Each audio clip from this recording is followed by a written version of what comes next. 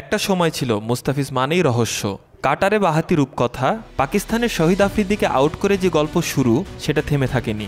ভারত, দক্ষিণ Africa, New Zealand, England, বিশ্বের বড় বড় ব্যাটাররা ধরা পড়েছেন তার কাটারে। আর সেই মুস্তাফিজুর রহমান আন্তর্জাতিক টি-20তে গড়েছেন এক অনন্য ইতিহাস।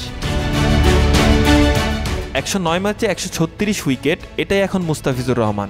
আন্তর্জাতিক টি-20তে সর্বোচ্চ উইকেট শিকারীদের তালিকায় আছেন এখন শীর্ষ 5-এ। তার সামনে কেবল 4 জন, টিম সাউদি রশিদ খান, সাকিব আল হাসান আর ইশ সৌদি।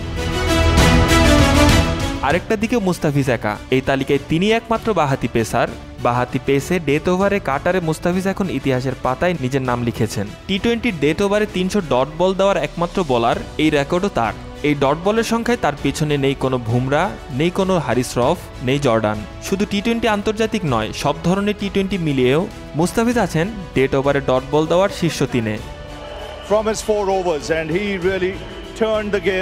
ইংল্যান্ডের সাসেক্স হোক বা আইপিএলের সানরাইজ হায়দ্রাবাদ, বড় মঞ্চ মানে মুস্তাফিজ। তবে পথটা এত সহজ ছিল না। ইনজুরি, সমালোচনা, ফিজ শেষ শিরোনামে বিদ্ধ হয়েছেন বহুবার। কিন্তু আজকের এই পরিসংখ্যান বলছে মুস্তাফিজ ফুরিয়ে যাননি। বয়স এখনও 30 হয়নি, সামনে আরও অনেক ম্যাচ, আরও অনেক উইকেট।